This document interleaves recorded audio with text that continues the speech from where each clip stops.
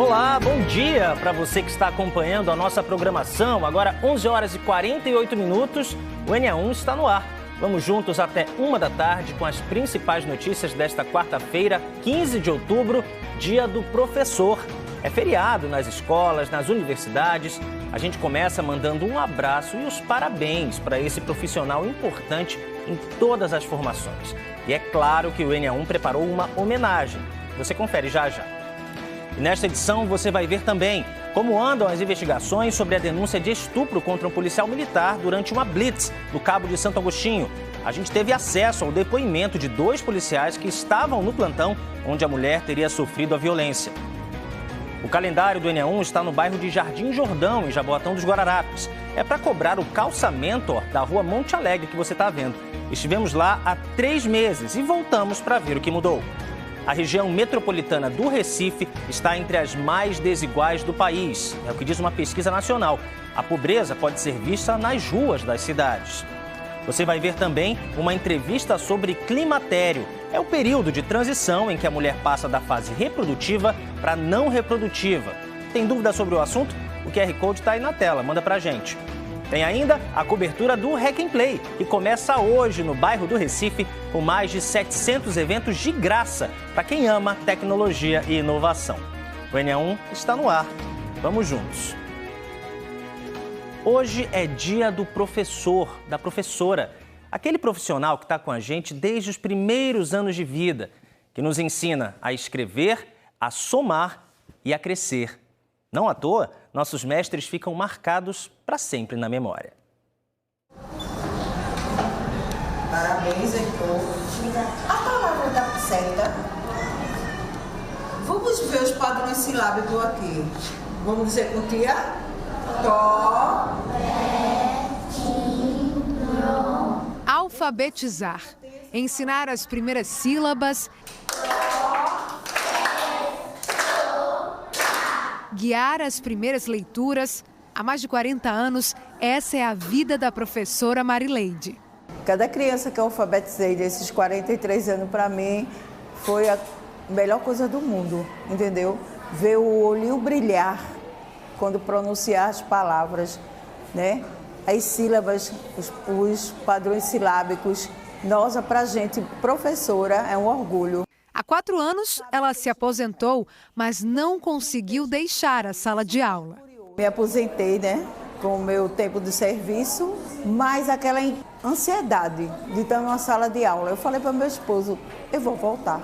Cada rostinho dessas crianças, o olhar, o falar da minha pessoa me emociona demais. Nessas mais de 4 décadas na profissão, Marileide sempre ensinou na mesma escola, no bairro de Jardim Brasil 2, em Olinda.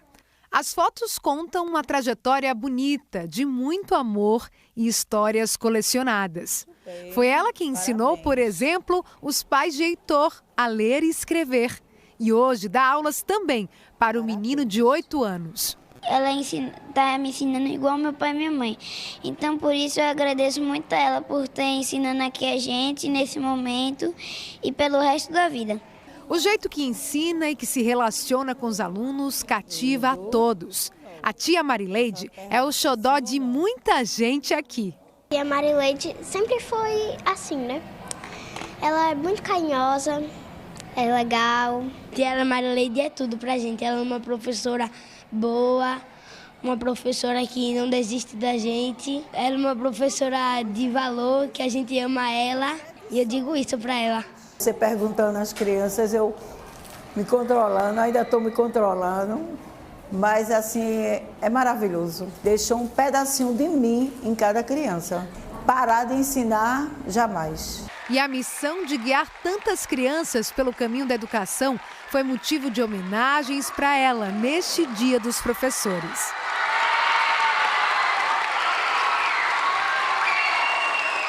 Entrar na Escola Técnica Estadual Almirante Soares Dutra é para o professor Levi se reencontrar com a própria história.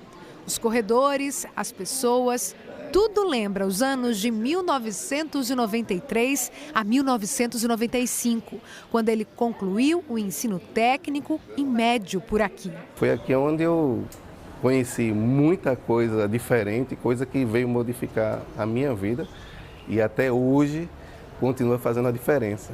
Em 2012, 17 anos depois de sair da escola como estudante, ele retornou como professor. E Levi escolheu estar aqui, uma forma de retribuir tudo que recebeu neste lugar. De onde eu vim, da minha comunidade, as pessoas sempre acreditam que a gente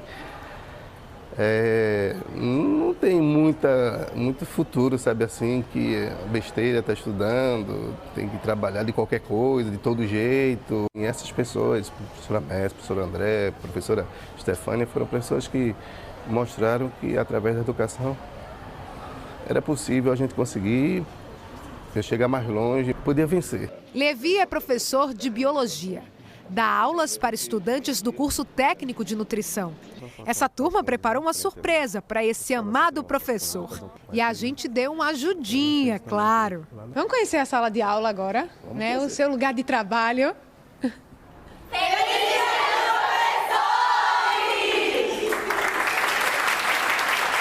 Levi é especial mesmo. Muito, muito especial. Ele é um professor que nos ajuda muito, tira sempre nossas dúvidas e faz o máximo para a gente ter uma aula de boa qualidade.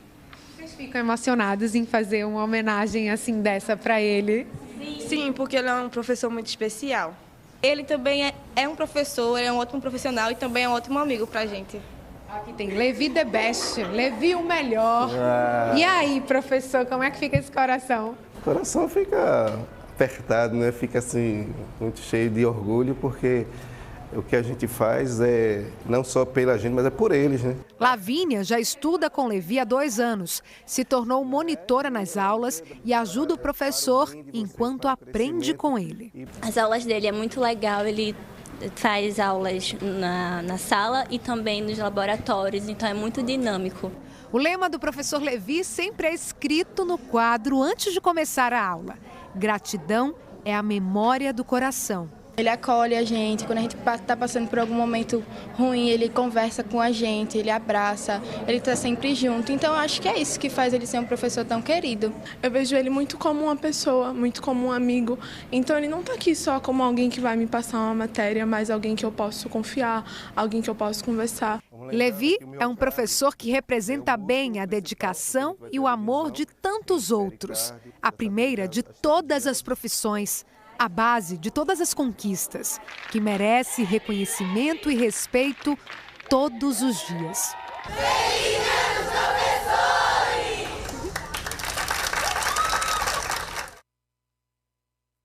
Toda homenagem é pouca para você, professor Levi, e para todos os professores que já passaram pela nossa vida. Parabéns. Bom, você mande foto aí do professor que quer homenagear, a gente vai mostrar aqui no NE1. Agora é preciso dizer o seu nome e também o nome do seu professor, tá? Para ficar bem bonito. E usar a hashtag Dia do Professor. Daqui a pouco a gente mostra algumas fotos que já chegaram. 11 horas e 56 minutos, hora de um giro pelo trânsito da região metropolitana, começando com imagens ao vivo da BR-101 em Paulista, próximo ao Hospital Miguel Arraes. Tranquilidade, tá? Do lado direito, motorista sentido Abreu e Lima e Igaraçu. E na pista da esquerda, quem vem para Olinda, também para o Recife, nenhum engarrafamento. Longe disso, inclusive, está bastante tranquilo. Agora a gente segue para a Avenida Abdias de Carvalho, no bairro dos Torrões. Essa câmera fica próxima à Praça da Chesf. No sentido São Martim e Prado, aí na direita, está bem mais sossegado do que na pista da esquerda, tá? Motoristas indo para o Engenho do Meio e também para o Curado. Vamos agora para a Avenida Conde da Boa Vista, bem no centro da capital, no cruzamento com a Rua Gervásio Pires, rua bastante movimentada, rua de comércio aqui na capital. Do lado direito, os motoristas que seguem para a Avenida Guararapes. Do lado direito, quem vai para Agamenon Magalhães, no bairro do Derby, sem congestionamento por aí, nem na Gervásio, nem na Conde da Boa Vista. Agora vamos circular por Camaragibe, também na região metropolitana, sentido São Lourenço da Mata. Essa aí é a Avenida Belmino Correia, imagens ao vivo de Ezequiel Quirino mostrando o drone também. Nada de congestionamento, tá tranquilo demais para o motorista que quiser passar por aí nos dois sentidos. Informação ao vivo 11h58. Agora Jabotão de Guararapes. Também aqui no Grande Recife, Elvis Lopes circula pelo bairro de Cavaleiro. Essa aí, a imagem travou agora, mas é a Avenida Agamenon Magalhães, no sentido BR-232. Dá pra ver, tá picotado porque é a internet, tá, gente? Você sabe. Mas, ó, Elvis está circulando aí com a Globomoto bem sossegado, sem congestionamentos. E hoje tem calendário do NE1 em Jaboatão dos Guararapes. É o nosso compromisso de sempre com os moradores. Dessa vez, os da Rua Monte Alegre, em Jardim Jordão. Há décadas, eles pedem a pavimentação da rua. Quem está lá com a comunidade já começou a ouvir as reclamações é Joab Alves. Joab, bem-vindo, bom dia. O que você já viu e ouviu por aí? Oi, Gustavo, muito bom dia para você, bom dia a todos que estão nos acompanhando. Olha, é muito triste, né? Porque a gente esteve aqui no mês de junho, bem no início ali, 17 de junho, já se passaram aí, quase 4 meses. O cenário é o mesmo ou até mesmo pior. Mas antes, deixa eu fazer uma pergunta coletiva aqui ao pessoal. Gente, teve pelo menos algum serviço, um paliativo da Prefeitura de Jaboatão por aqui? Essa é a resposta aí coletiva e unânime. Antes de conversar com o Léo, que está aqui já com o calendário, eu preciso conversar com a Raíssa. Ela tem uma filha de 5 anos, ela é cadeirante e precisa de todo um tratamento especial. Como é para vocês ter que passar por aqui com essa situação da rua toda esburacada e acredito que quando chove é bem pior? Boa tarde. Então, é muito difícil para mim, como uma mãe de uma criança cadeirante, ter que passar por tudo isso com a minha filha, né? Minha filha é uma criança de 5 anos que não pode nem usar a cadeira de rodas na rua, porque a rua é totalmente estragada.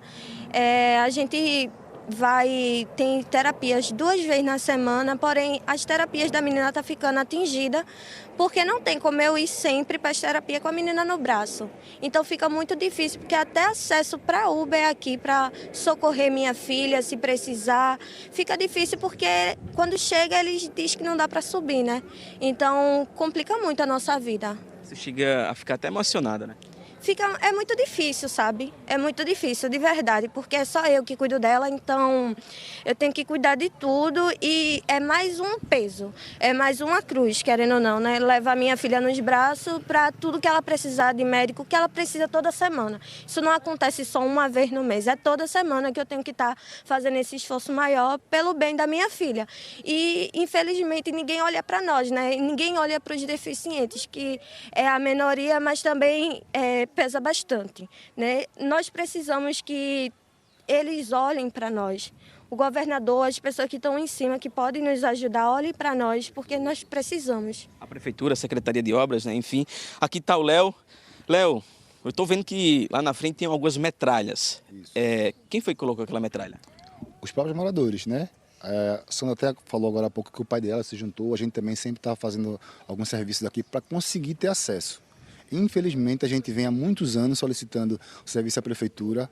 A Prefeitura nunca nos dá um retorno. Inclusive, recentemente, na última reportagem que foi feita aqui, ela informou que viria aqui. Inclusive, teve uma equipe aqui, mas até então não falaram nada, não disseram o que iria ser feito. E a gente continua na condição que a gente está hoje. Socorros que acontecem aqui, a gente faz socorro das pessoas.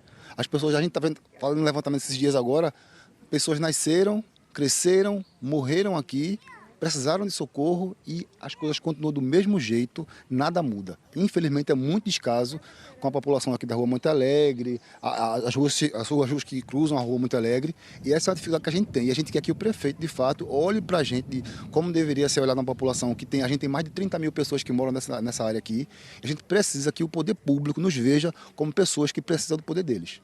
A rua que se chama Monte Alegre, mas a Alegre não tem nada, né? Nenhuma felicidade de vocês. Tá aqui um amigo também que até ajudou a senhora, acabou de chegar aqui, né? E a gente viu que o carro nem subiu. Exatamente, o carro deixou aqui, essa aqui é minha tia, ela tem essa enfermidade aqui na perna, não consegue andar. Hoje o carro conseguiu subir, mas muitas vezes o carro não sobe, deixa ela lá, ela tem que vir andando. Aí eu queria que o prefeito, Mano Medeiros, ele olhasse aqui pra gente. Aqui a situação é todo mundo aqui, ó. Todo mundo falando, todo mundo criticando por uma causa maior pra gente, uma causa boa, que a gente está precisando. O sentimento de todo mundo aqui é de indignação. Primeiramente, quero agradecer pela participação de vocês, tá, gente? Agora a gente vai acompanhar uma reportagem relembrando, né, a nossa primeira participação que a gente fez aqui em junho, dia 17, mostrando como é que estava o cenário. Vamos acompanhar. A primeira vez que estivemos na Rua Monte Alegre foi em 17 de junho. Os moradores se reuniram para pedir a pavimentação. A principal reclamação foi a falta de acesso a serviços básicos por causa das condições da rua. Socorro não tem, porque o carro não chega na porta. Minha filha veio me visitar, fica ali. Porque quando ela inventa de passar, ir até a minha porta, quebra o carro. E a gente fica como aqui? A gente pega um Uber e deixa a gente ali, ó. Vem com compras pesadas aqui que não entra não. Situação que, de acordo com os moradores, se agrava com a chuva. A gente precisa dessa solução, porque tem toda uma comunidade, como vocês percebem, que são contribuintes. Isso é muito importante, que a gente não se esqueça disso. Paga, né? Paga tudo ali e precisa desse retorno. E a gente não vê esse retorno. Então, basicamente, isso aqui é uma questão de direitos. Na época, a prefeitura disse que uma equipe técnica da Secretaria de Obras iria ao local para fazer uma avaliação, mas que uma resposta definitiva sobre o projeto de calçamento só poderia ser dada depois do período chuvoso. Então aí relembramos essa reportagem, né, que a gente teve aqui. A gente está aqui de volta, procuramos novamente a Prefeitura de Jaboatão dos Guararapes, né, por meio da Secretaria de Obras, para saber se pelo menos tem um projeto, porque a situação realmente aqui está difícil, porque o serviço que está tendo aqui é a própria comunidade que está fazendo. Então, Gustavo, eu vou voltar contigo aí no estúdio, daqui a pouco eu volto com essa resposta da Prefeitura, porque a gente vai estar acompanhando de perto essa situação, viu? É contigo. Tem que acompanhar, tem que cobrar, porque como a gente está vendo aí, meu amigo, não dá para os moradores. Olha, tem idosos, tem crianças, muita gente sofrendo e eles precisam sim de uma solução. Daqui a pouco a gente volta com essa cobrança do calendário. Depois do intervalo, os depoimentos de 2 policiais que estavam no plantão onde uma mulher teria sofrido estupro no Cabo de Santo Agostinho. A região metropolitana do Recife está entre as mais desiguais do país. Pobreza que pode ser vista nas ruas das cidades. E ainda vamos falar sobre o climatério. Tem dúvidas? Manda pra gente. O N1 volta em instantes, agora 12:05.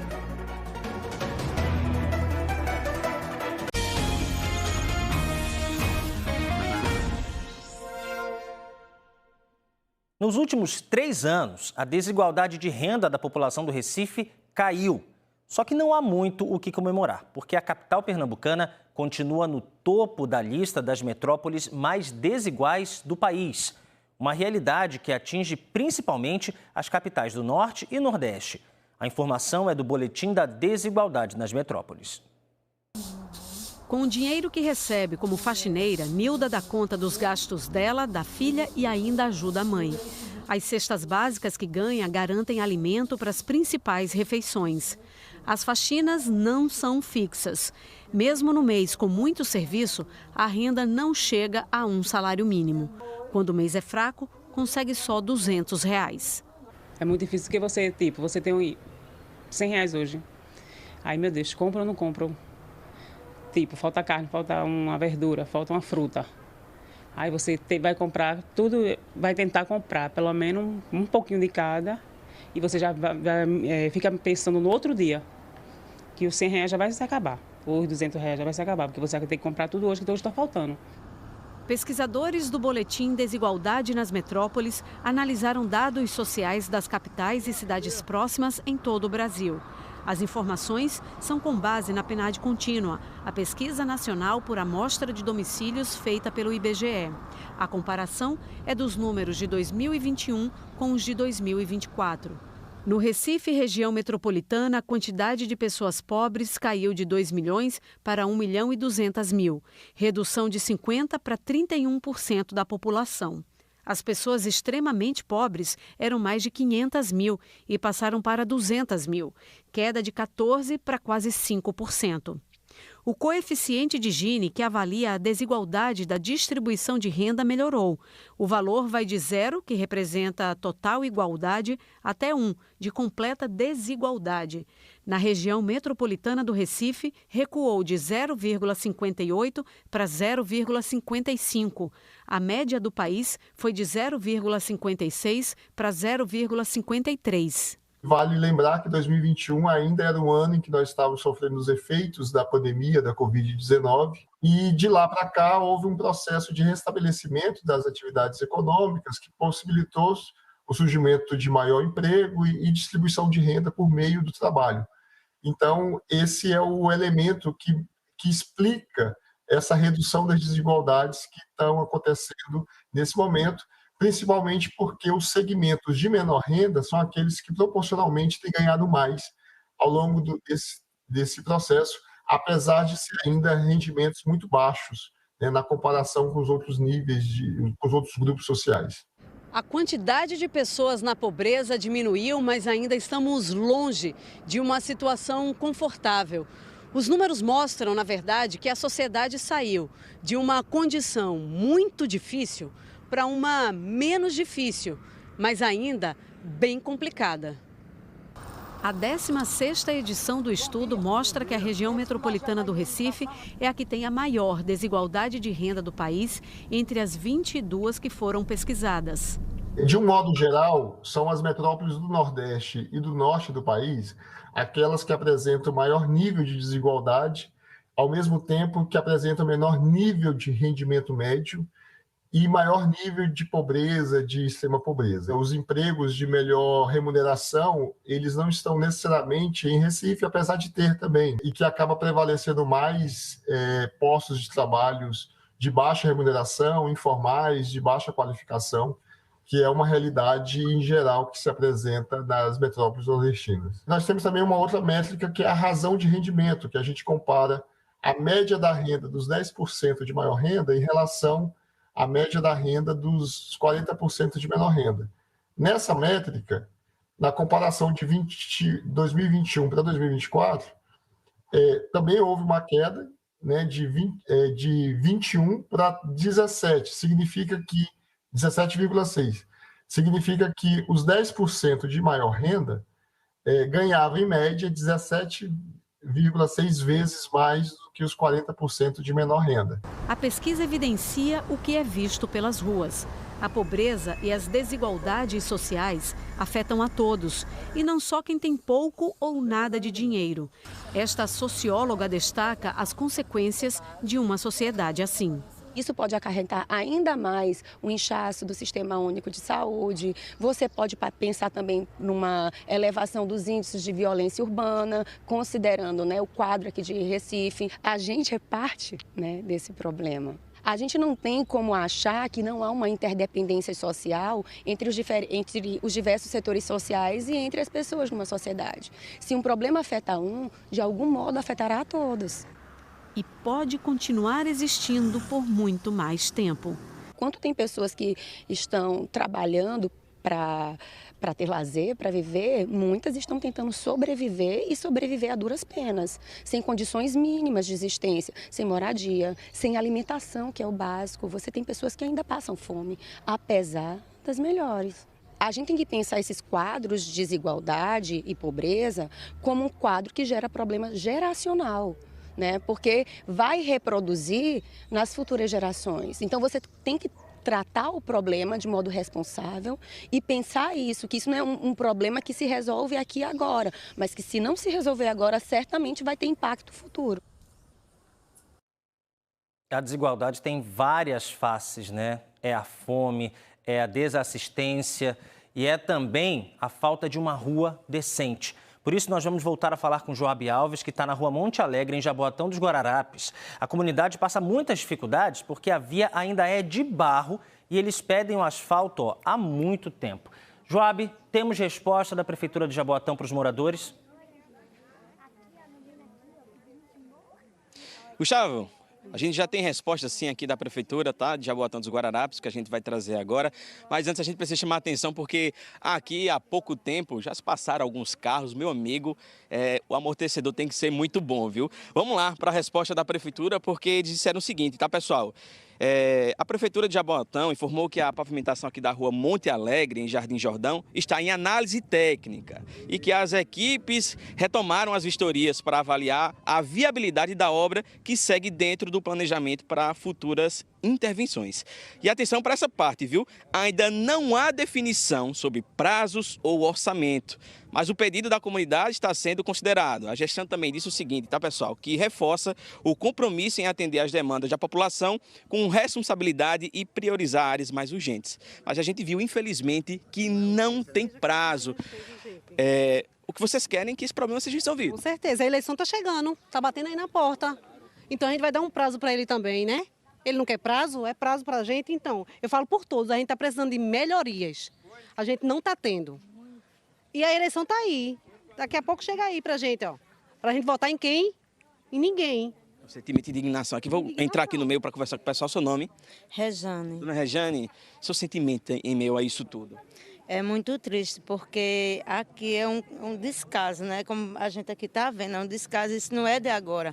Isso já vem de muitos anos, né? E aqui agora, minha neta mora aqui há pouco tempo com a gente e é de difícil acesso, né? Onde a minha filha escreveu minha neta num pé conduz, onde ela demorou a ser contemplada, ela foi contemplada, mas quando foi a vez de vir para buscar a Isabela aqui para fazer a terapia, ele disse que não tinha condições de entrar aqui com a van, né? Porque a rua estava muito cheia de buraco, né? Muito buraco aí, não tinha condições, que ia botar em risco também as outras crianças que estavam dentro da van. Então veja aí o sufoco que é para nós que moramos aqui em cima. Quem tem filho cadeirante, quem tem pessoas com deficiência, não é fácil, tirando que todo mês, rotinamente, isso aqui é assim. A gente, quando vai fazer compra, qualquer coisa que precisa de um URB, o URB a gente faz a feira e ele deixa a gente lá embaixo, naquela rua de lá. Ou seja, tem que trazer tudo na mão, né? Tudo na mão, tudo trazendo na mão. Quer dizer, é uma situação precária, a gente precisa, a gente não está aqui só apenas para se amostrar, a gente está pedindo aqui ao prefeito de Jabota um socorro, que é de grande necessidade essa rua aqui ser calçada. A gente precisa dessa ajuda do prefeito e a gente estamos aqui cobrando isso dele. Obrigado aqui pela participação aqui no Enem1. Vou convidar a Léo aqui com o calendário. Sandrine, vem cá também. A senhora participou com a gente, eles já estão aqui com o calendário, tá? Calendário de 2026, a gente vai voltar, infelizmente, né, Léo? E aí a gente vai voltar aqui, ó, no dia 2 de fevereiro. Pelo menos, vamos voltar aqui para ver se tem um projeto aqui para a rua, né? Porque essa situação aqui de vocês está bastante complicada. Quero agradecer a todo mundo aqui pela participação com a gente no Enem1. A participação de vocês aqui é fundamental e o calendário do Enem1 só vai descansar quando resolver esse problema de vocês, tá bom? Muito obrigado, mais uma vez. Eu volto com você no estúdio. A gente não pode asfaltar a rua, mas a gente pode e vai cobrar junto com a comunidade. Muito obrigado, viu, Joab? A gente segue agora o Enem1 com informações do trânsito, com imagens de São Lourenço da Mata, Avenida Belmino Correia para você, o drone de Ezequiel Quirino está mostrando que não há sinal nenhum de congestionamento, está bem leve o trânsito por aí, poucos carros, poucas motos passando nesse trecho de São Lourenço. Agora a gente vai com Elvis Lopes, na Avenida 21 de Abril, no bairro da Mostardinha, aqui no Recife, sentido Afogados. Vamos mudar a imagem agora, ó. A gente está ainda com o drone de São Lourenço. Agora sim, Elvis Lopes, na nossa Globomoto, na 21 de Abril, na Mostardinha, também seguindo sem complicações. Vamos agora para a Avenida Alfredo Lisboa, já no bairro do Recife. Olha, o trânsito também está bastante leve, algumas pessoas por ali, mas daqui a pouquinho e por outras ruas do que a gente está vendo aí já tem bastante gente. Sabe por quê? É porque é clima de Hack and Play. Começou hoje a maratona, onde os protagonistas são a criatividade, a tecnologia e a inovação, que está presente em todas as áreas da nossa vida. São várias programações espalhadas em muitos pontos e a gente preparou um passeio para te mostrar onde tem Hack and Play. Vem com a gente. O Hack and Play toma conta de dezenas de prédios e áreas do bairro do Recife. São mais de 700 atividades espalhadas em edifícios, arenas e palcos. Uma programação extensa, distribuída em 4 eixos: tecnologia, negócios, cidades e economia criativa. Uma das novidades é o local escolhido para a Arena Gamer. A estrutura funciona este ano no Armazém 14, pertinho do Marco Zero. Vai ter competições de CS, Free Fire e outros games, com etapas online classificatórias e finais presenciais. A arena conta com simuladores, óculos de realidade virtual e estações de consoles. O festival também ocupa novos locais no bairro do Recife, como a Avenida Alfredo Lisboa, que passa em frente ao Marco Zero. Lá ficam espaços de empresas e instituições como SUAP, SENAC e Centro de Informática da UFPE. Bora para lá então, minha gente, conversar com Bruno Fontes, diretamente do bairro do Recife. Ele está mostrando para nós um espaço que é novidade no Hack and Play esse ano, né, Bruno? Boa tarde, bem-vindo. Oi, Gustavo, boa tarde para você, boa tarde para todo mundo. Antes de tudo, é muito legal estar aqui, né, nesse ambiente tecnológico, cultural. Só Recife tem, a gente pode dizer assim, porque nós temos esse evento que é o maior do Brasil. São esperadas 90 mil pessoas, 90 mil inscrições. Começou hoje Aqui as pessoas conseguem falar de inovação, de negócios, de empresas. Por exemplo, o CEO da Microsoft vai estar aqui. O Leandro Carnal, agora há pouco, também deu uma palestra, e a gente vai mostrar isso daqui a pouco. Mas todo mundo passa, os jovens, os mais velhos, as pessoas que querem também estar nesse mercado. Por exemplo, hoje eu conversei com o Pierre Lucena, por exemplo, ele veio falando de jovens da periferia, da Zona Norte, o Pierre, que é o presidente do Porto Digital. E coincide com essa 7ª edição, o 25º ano do Porto Digital. Aqui são mais de 700 atrações, são mais de 70 auditórios onde acontecem dezenas de palestras. Inclusive a Globo também está presente aqui, mostrando a tecnologia, a transição da televisão, do streaming. Então está muito bacana o Sesc, o Senac, o Sebrae e tantas empresas aqui espalhadas do próprio Porto Digital. Também quero mostrar para vocês, e a gente vai falar daqui a pouco, esse espaço que também é uma novidade, o Porto Mais. E aqui vocês estão vendo uma palestra, inclusive com a nossa repórter mediando, que é a Beatriz Castro. E aqui, ó, narrativas que conectam gerações e mercados, é o Pacto Prateado. As pessoas que têm mais de 65 anos, ela está mediando essa palestra, uma palestra silenciosa, porque aqui tem bastante movimento, as pessoas passam por aqui e aí tem que ter esse controle. É muito bonito ver isso, tá? Todo canto que a gente vai, no Passa Alfândega, na Alfredo Lisboa, aqui onde eu estou, na Avenida Rio Branco, tem essa movimentação. Então, inclusive aqui, ó, cantando um pouco com essas pessoas que acabam uma palestra, já começa a outra. E aí, a gente sabe, ó, só estão cantando, conversando, e eu, inclusive, daqui a pouco, eu vou conversar com o Ivan Baron, que ele é um influenciador digital, ele é um influenciador da inclusão, ele está aqui, ele deu uma palestra agora há pouco, mas você vai ter, então, esse privilégio de ouvir ele sobre a inclusão digital daqui a pouco conosco aqui. Mais cedo começou a grande abertura aqui, foi lá no Cais do Sertão, no auditório, ficou lotado a palestra do Leandro Carnal e a gente conseguiu conversar com ele antes do início, porque o tema desse ano é o futuro feito por gente. E eu conversei com ele exatamente sobre essa frase. Eu perguntei para ele o desafio que todos nós temos, então, com o futuro e com as relações humanas. Vamos ouvi-lo. Na década de 80 e 90 do século passado, a gente chamava a televisão de babá eletrônica. Hoje, com uma televisão na mão de cada pessoa, tanto os pais quanto os filhos têm mais interesse na hora da refeição em estar olhando para a tela, porque ela é mais prazerosa, ela dá mais dopamina. Preocupa bastante porque é uma geração criada nativa digital que viu mais telas do que pais, mais telas do que professores. É uma geração que naturalmente vai navegar de acordo com o gosto. Isto cria pessoas autocentradas, pessoas voltadas para o seu próprio gosto. E o algoritmo, ele adula, ele elogia, ele mima o ser humano. O algoritmo vai fazer o que eu quero porque ele vende, ele não tem nenhuma preocupação ética ou estética. Se eu coloco feito por gente, já tenho um medo que não está dito, que seja feito por máquina, por inteligência artificial. A gente chama de síndrome de Frankenstein esse medo de que aquilo que nós criamos se levante contra nós. E o Yuval Harari, no livro Nexus, adverte sobre como é criar uma tecnologia tão poderosa sem o necessário desenvolvimento e reflexão crítica. Então é o momento de discutir, neste início de processo de salto para a IA, discutir que futuro nós queremos. Queremos um futuro humano.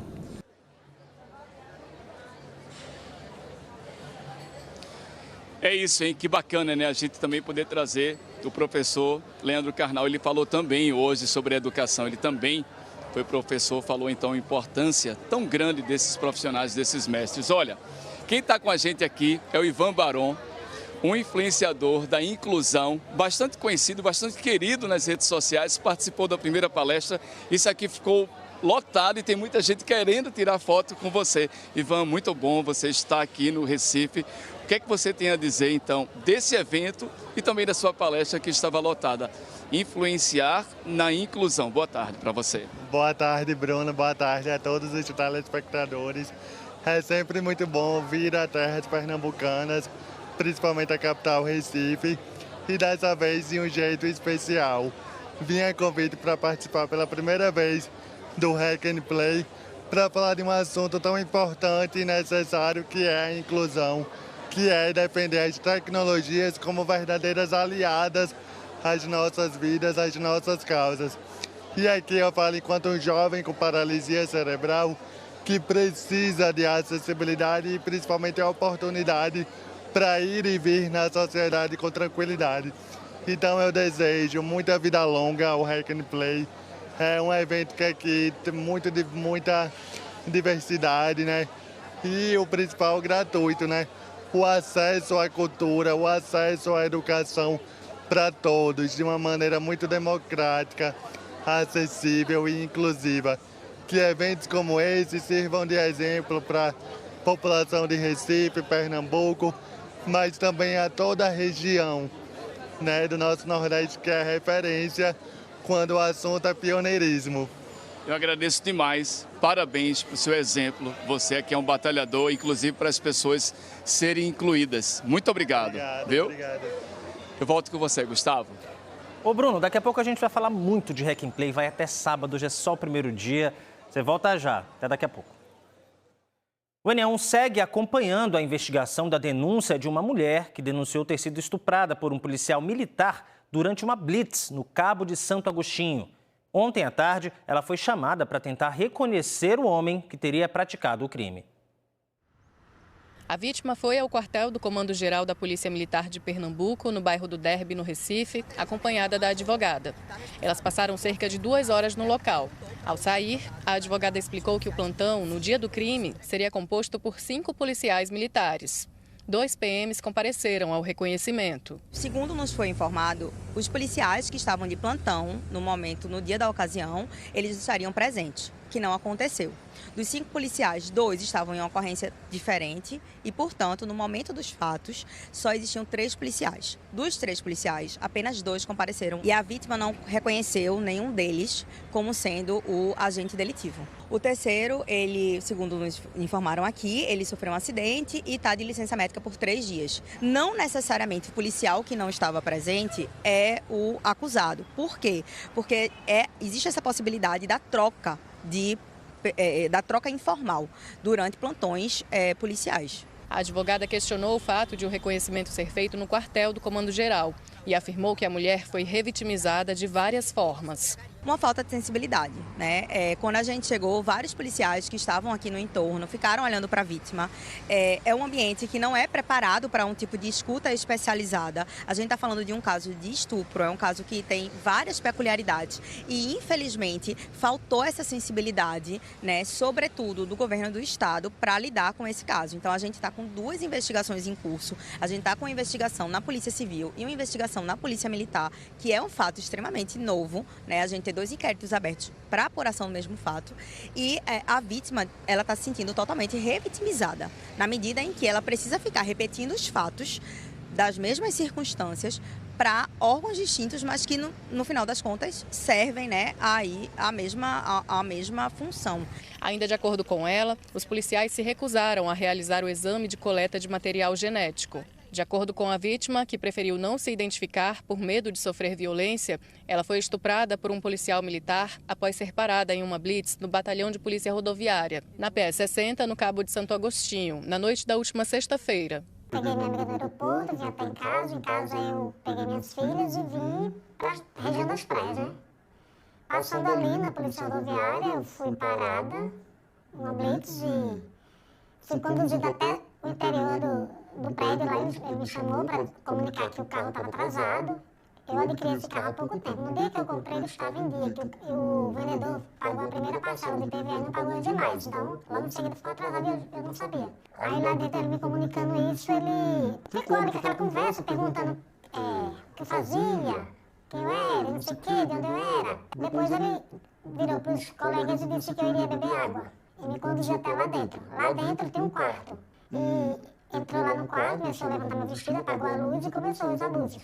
Um novo reconhecimento deve ser feito na próxima sexta-feira.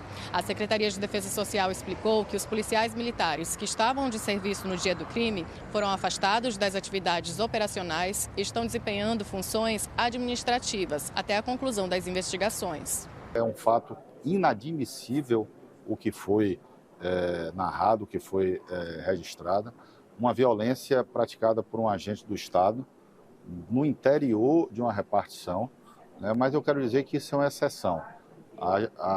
As polícias de Pernambuco são formadas por pessoas muito qualificadas e não é esse o procedimento.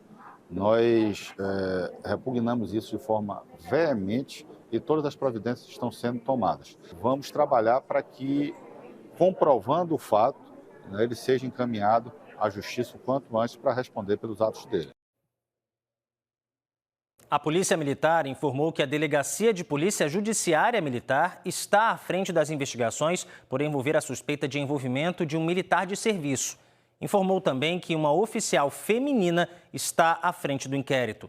Caso as denúncias sejam comprovadas, os envolvidos vão responder à legislação com penas que variam de punições disciplinares à perda do cargo e que, paralelamente, existe a investigação criminal conduzida pela Polícia Civil.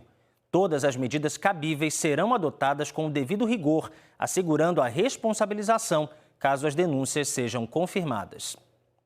Nós perguntamos se há a possibilidade de ter uma troca de plantão entre os policiais escalados no dia do crime, que não tenha sido informada oficialmente.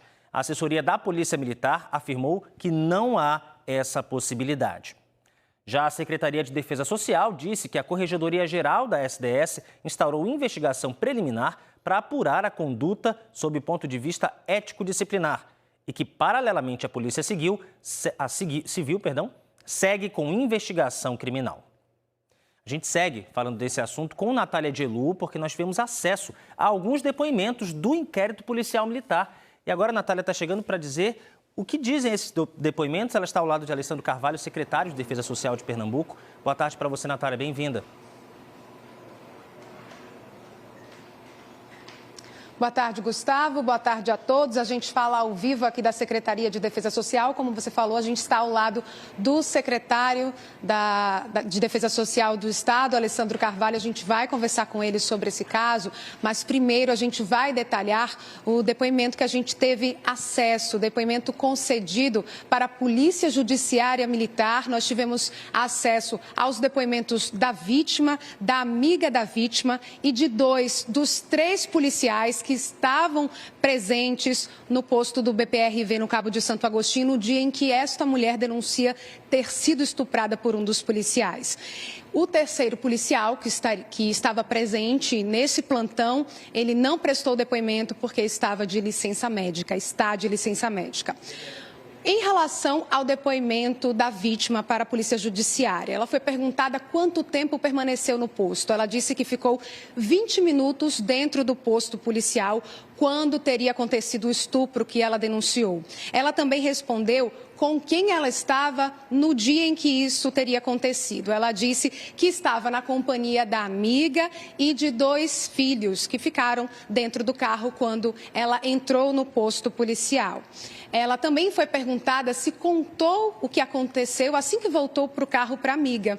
E a vítima disse que não teria contado num primeiro momento o que aconteceu com ela para a amiga que ficou dentro do carro.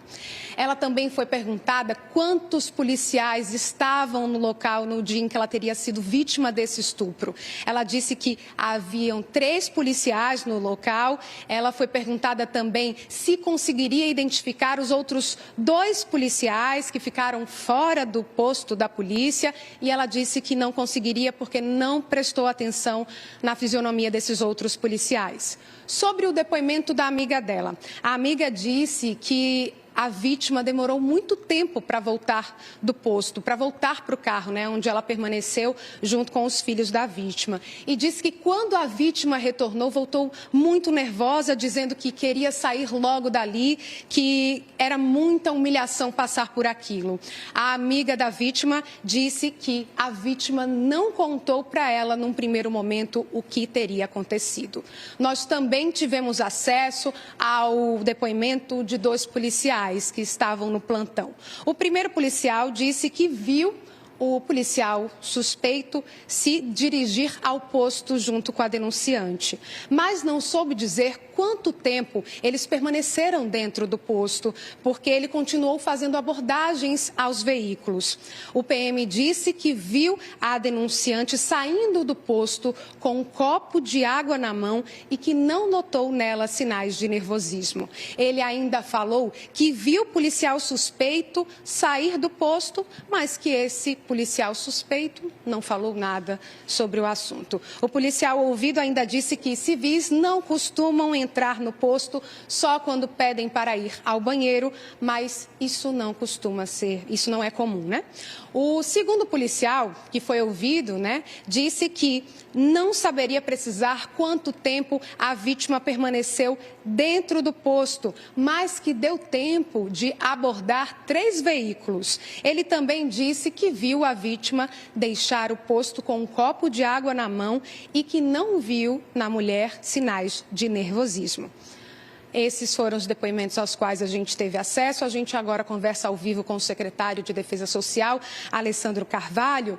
Secretário, a advogada e a vítima, a advogada da vítima disse que ela se sentiu constrangida nesse depoimento por estar num ambiente corporativo, Ela prestou depoimento no quartel do Derby. Sexta-feira tem um novo depoimento marcado. Queria que o senhor falasse sobre isso, se na sexta-feira será novamente nesse ambiente e essa questão de esse depoimento acontecer justamente no quartel da polícia, quando um policial que está sendo investigado por um crime. Boa tarde para o senhor. Boa tarde.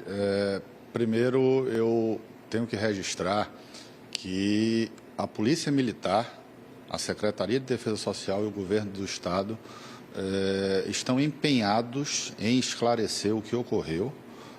Os fatos narrados são muito graves e nós damos toda a credibilidade à acusação que é feita pela vítima.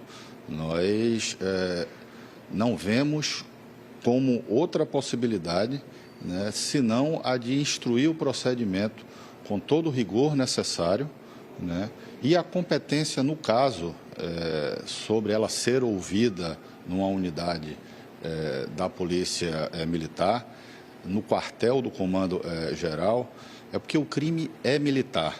O crime foi cometido dentro de uma unidade do Batalhão da Polícia Rodoviária Estadual no Cabo.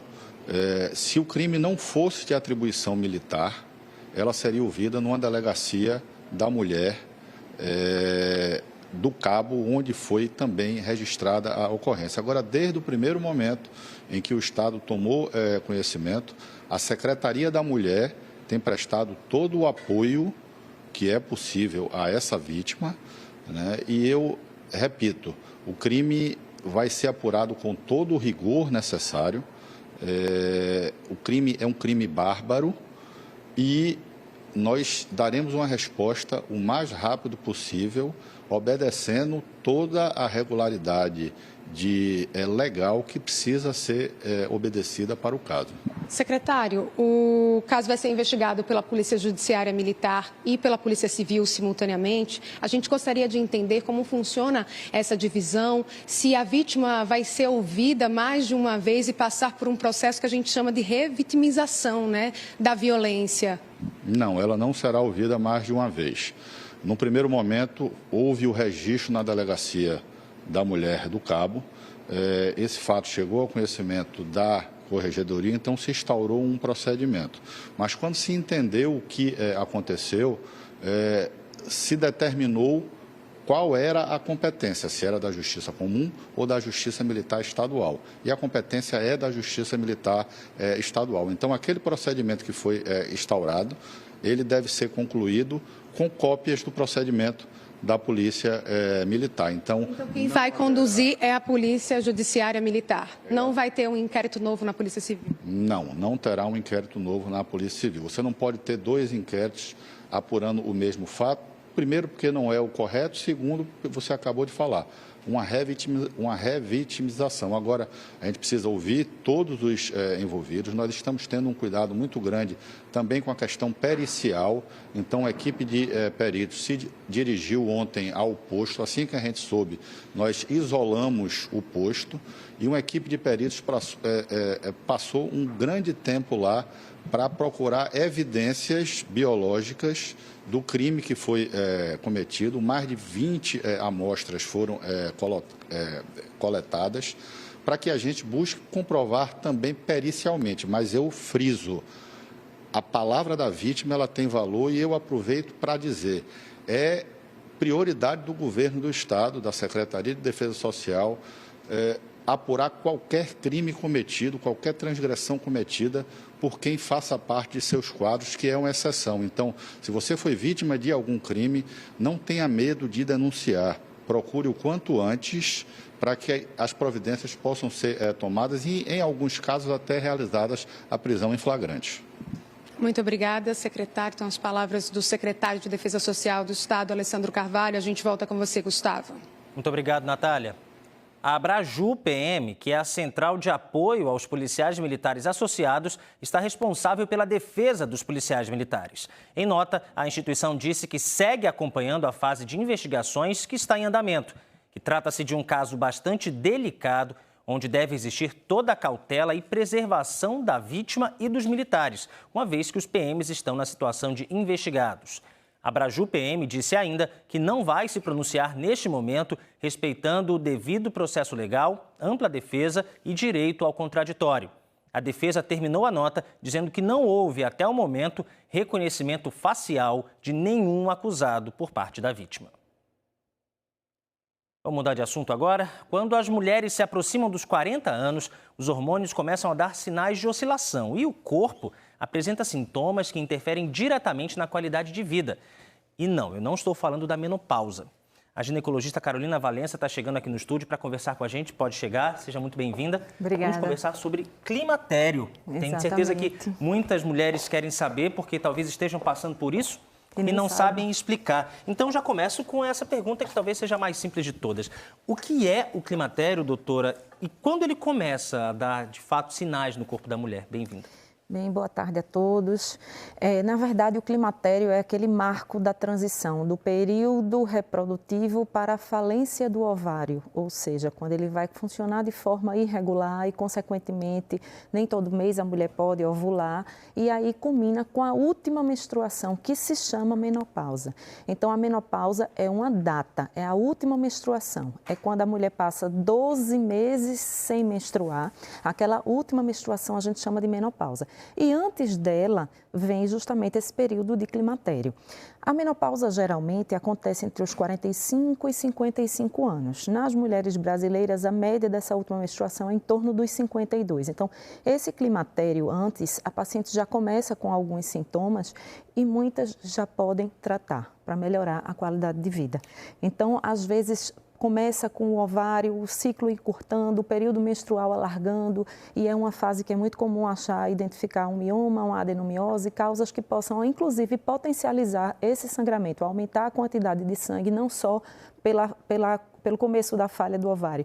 E 1 a 3 anos antes, geralmente, é quando vem os sintomas que a gente chama vasomotores, que são os sintomas que realmente perturbam a mulher de uma forma, os calores, irritabilidade, alteração do sono, né, aquele branco, a névoa mental, então, enfim, é esse período aí com esses sintomas. Olha, tem uma pergunta da Ana Cláudia de Lima, ela mandou pra gente pelo Canal Globo.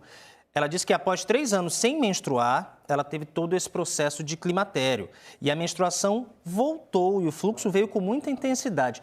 É normal, é característica do climatério também? E aproveito para perguntar se esses sinais eles chegam de formas diferentes dependendo da mulher?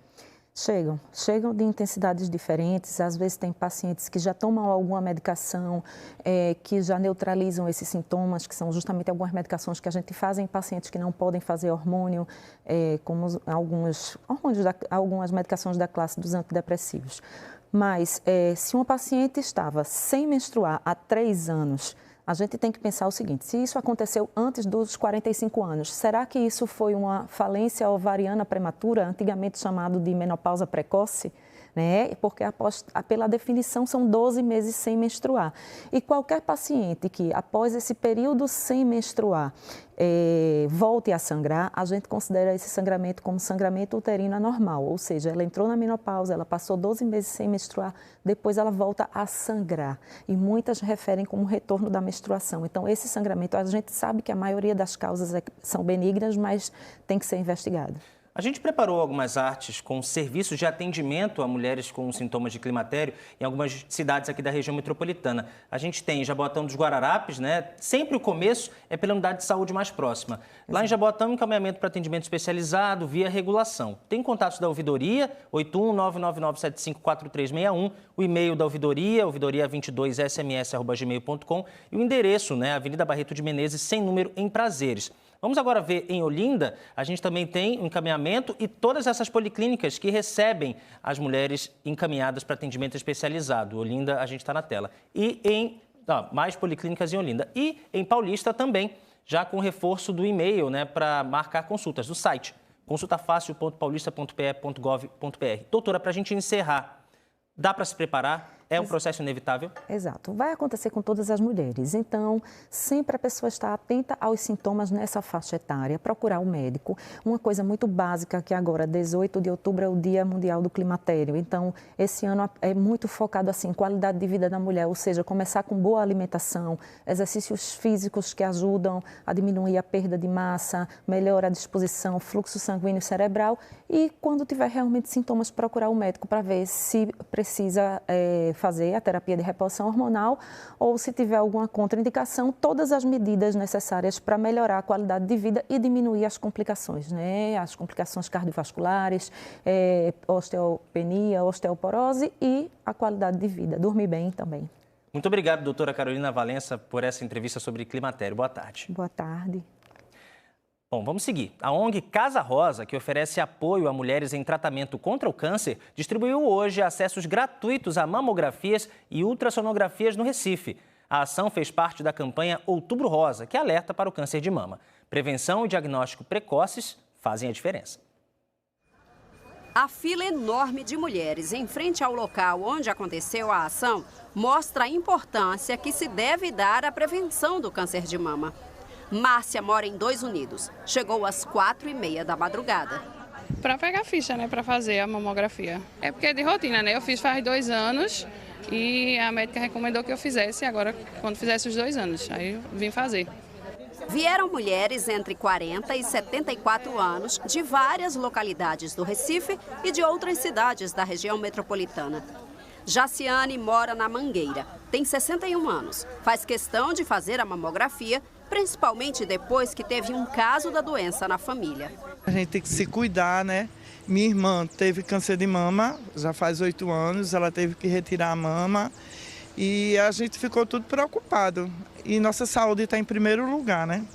Betânia já perdeu uma pessoa querida vítima de câncer de mama. Minha amiga, que eu descobri que ela estava com câncer de mama, eu nunca deixei de fazer o exame, sempre, antes que eu não podia fazer, né, que só a partir dos 40 eu fazia ultrassom, mas eu estou sempre fazendo. A distribuição de 300 fichas para mamografia foi na Casa Rosa, bairro do Espinheiro, zona norte do Recife. Uma associação que oferece apoio a mulheres que estão em tratamento contra o câncer. Aqui foram entregues encaminhamentos para o exame em clínicas associadas. Esse trabalho acontece há 12 anos, sempre no mês de outubro. Conclamando as mulheres a se cuidarem, a virem realizar, a procurarem realizar suas mamografias. E nós damos essa contribuição, né, para com a sociedade, para que mais mulheres tenham a chance de detectar um tumor no estágio inicial, né, que aí elas realizam a partir dos 40 anos aqui com a gente. Além da mamografia, também foram distribuídas fichas para ultrassonografia, dependendo de cada situação. A mamografia é o único método que reduz a mortalidade por câncer de mama, isso é fato. A gente está falando na detecção precoce do câncer de mama, em estágios ainda que não é palpável. Quando a gente deixa para diagnosticar o tumor, quando ele já é identificado ao exame físico, nós perdemos tempo. Doutora Ana Beatriz é presidente da Sociedade Brasileira de Mastologia em Pernambuco. Participou da atividade de hoje e trouxe uma reflexão sobre a importância do cuidado com a saúde da mulher. Nosso objetivo como entidade, como médicos, é tentar reduzir a taxa de mortalidade que ainda está num crescente. E através de ações de conscientização, a gente vai, de fato, mobilizar a sociedade e garantir essa diminuição da curva de mortalidade e deixar as mulheres inseridas na sociedade, garantindo o trabalho. Enfim, a nossa sociedade é muito matriarcal, então ela precisa estar bem, com saúde, para tudo fluir. A seguir, a gente traz mais detalhes do Hack and Play. O NA1 volta já, 12h51.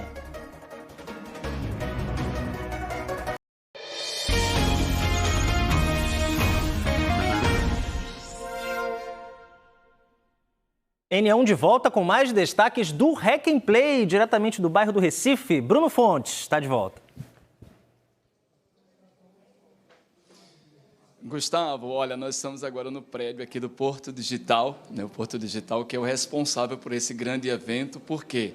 Eu estou com o Rodrigo Pereira, gerente de educação, e nós estávamos lá na Rio Branco, e nesse momento, o que está acontecendo, as oficinas que acontecem voltadas para a educação, elas acontecem nesse momento aqui, mas são em 3 lugares, tá? Tem aqui, tem também no Paço Alfândega e lá no Cais do Sertão. Cais do Sertão, daqui a pouco eu vou passar mais informações do que vai acontecer à tarde com a nossa repórter Mônica Silveira, que vai estar lá na mediação.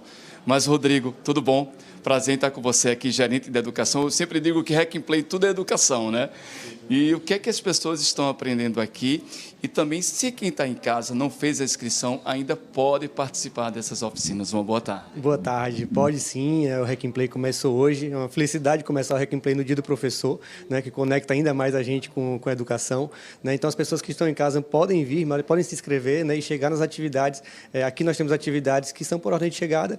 Então, aqui no laboratório, oficinas de tecnologia. E lá na Arena Educação, que está no Paço Alfândega, atividades mais voltadas para painéis, palestras, também com muita ativação para professores lá hoje. O que é que está acontecendo nesse momento? Eu fiquei muito legal, bacana de saber que são pessoas que estavam lá fora, fizeram a inscrição e estão agora aprendendo uma oficina de IA. Isso, aqui tem uma oficina de IA acontecendo agora, mas a gente tem hoje 12 atividades aqui acontecendo nesse momento, até o final da tarde, né?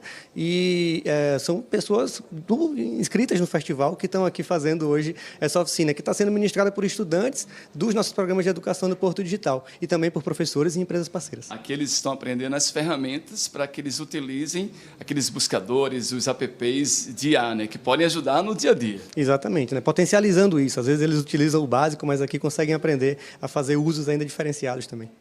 Muito obrigado. Gente, veja só, para as pessoas que estão em casa, que elas participem hoje às 4 da tarde, das 4 às 5h20 da tarde, lá no Cais do Sertão. Mônica Silveira, ela vai mediar uma palestra com a Imaculada Salustiano, que é uma mestra popular, e é a mulher de Salu, né? Então ela vai passar todas as experiências, e também Patrícia Rosas. São palestras voltadas aos professores para que eles participem. Tudo é de forma gratuita. Então, Mônica Silveira hoje nessa palestra, dentro também do movimento LED, né? Luz para Educação. Eu volto com você, Gustavo. Muito obrigado, Bruno. O Hack and Play está só começando. E que bonito começar nesse dia que é tão especial, né? 15 de outubro, Dia do Professor. Bora ver algumas fotos que chegaram pelo nosso canal Globo. A gente já tem algumas aqui para homenagear professores e professoras, essas pessoas que são tão importantes, esses profissionais que são tão importantes para a gente. A gente, claro, quer prestar essa homenagem hoje, vai prestar essa homenagem amanhã, com todas as fotos que estão chegando, voltaram aqui para a nossa tela. Parabéns para você, professor, para você, professora, que tenho certeza que fez a diferença na vida de muita gente, como os meus professores fizeram na minha, como os seus fizeram na sua, tenho certeza. Aqui é só um pouquinho do carinho, do amor e da gratidão que todos esses jovens que já foram alunos um dia estão prestando e dedicando nesse dia tão importante. Homenagens que devem ser prestadas, diga-se de passagem, todos os dias para os professores. É a primeira profissão de todas, é aquela que marca a vida de todo mundo, seja que caminho você seguir. E é nesse clima de homenagem que a gente encerra o NA1 de hoje. Voltamos amanhã. Tenha uma ótima tarde e fique agora com o Globo Esporte.